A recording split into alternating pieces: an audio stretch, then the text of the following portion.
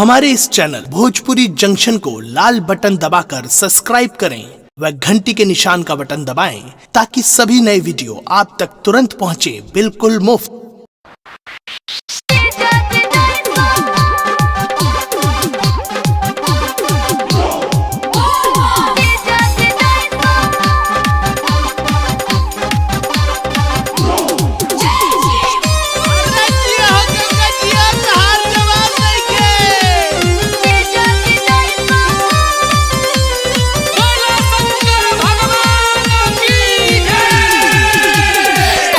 सोमारिया